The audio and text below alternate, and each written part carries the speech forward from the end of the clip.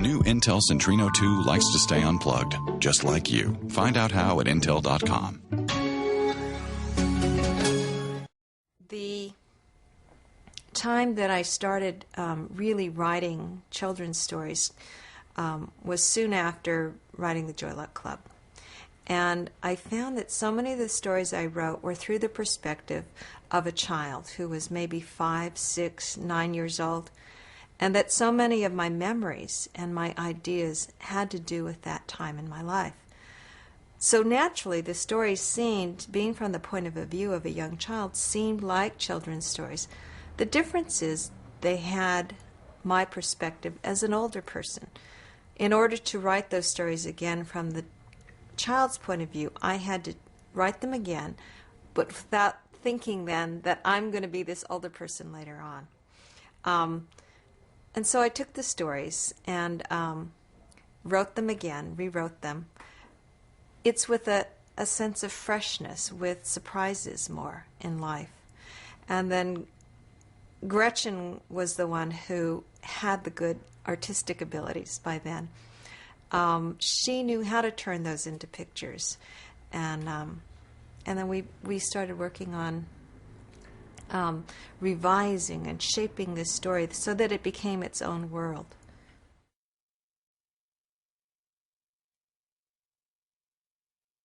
The amazing thing about seeing a story come to life on the screen is how much more is on the screen than you even imagined. As I write, I may describe maybe a chair that someone's sitting in, and that there was a cupboard and maybe some books there and some ink. But what I haven't described is the pictures on the wall, or the exact textures in the rug, or all the things that are on the desk. And somebody who creates an animated film or a feature or a series, they have to think of all those details, and so the imagination is completely filled in on the screen. And that's both a surprise and a shock, and it's also a delight for a writer to see that someone has taken your bit of imagination and made it much bigger.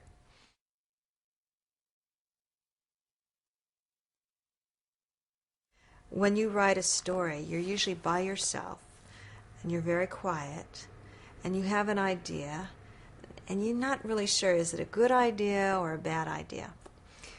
When you're working on a cartoon with a lot of people, you know, you can throw an idea out, and somebody say, that's a great idea, or they'll say, how would that work though if you have so many bats all going to the same mountain? Is it going to get a little crowded there? And oh yes, that's true. Well, maybe if we did it this way, you know.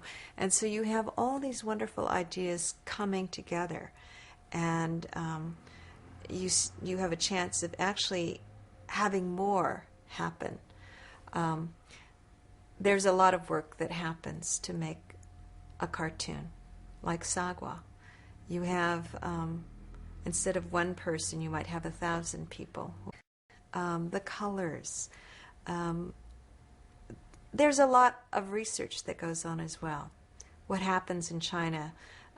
What things can we change a little bit for the sake of our cartoon, and for the fact that you have cats who actually draw words with their tails? Because we all know cats don't really do that, but in this cartoon where Sagwa lives in a mythical place, that's what she does.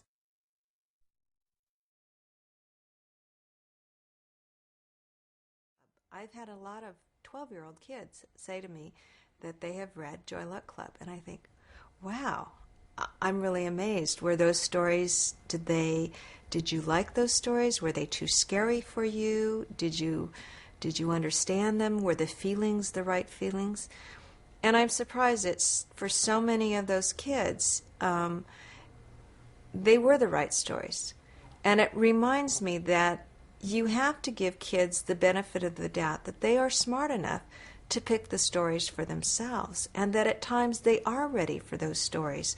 We can't feed them what we think they should or should not be reading.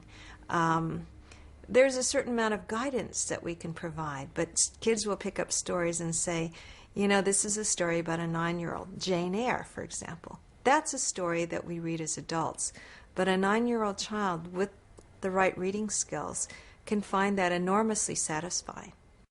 When they reach a certain age, 9 to 12, suddenly the world is opening and they're becoming different. And not everybody understands what they're going through, or so they think. And they find the companion of their life in a book, somebody who's going through the exact same thing. It may be they went through that life 200 or 300 years ago, or in a mythical land in China.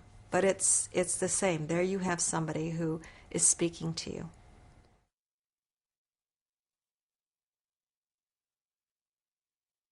One of the things I love also is to think about what kids go through, what their world is like, that you can change through cartoons. Maybe you can't always change things in real life, but you can change them and imagine then in a cartoon, in a pretend world, what would happen if you had a world where all you had were rules, and then what would happen if you had a world in which you could change those rules overnight, magically. So that's part of Sagwa too, is to look at what if.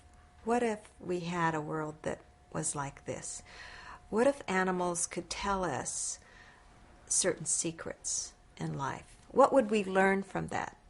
How would that make us better human beings if we understood more what everybody was feeling?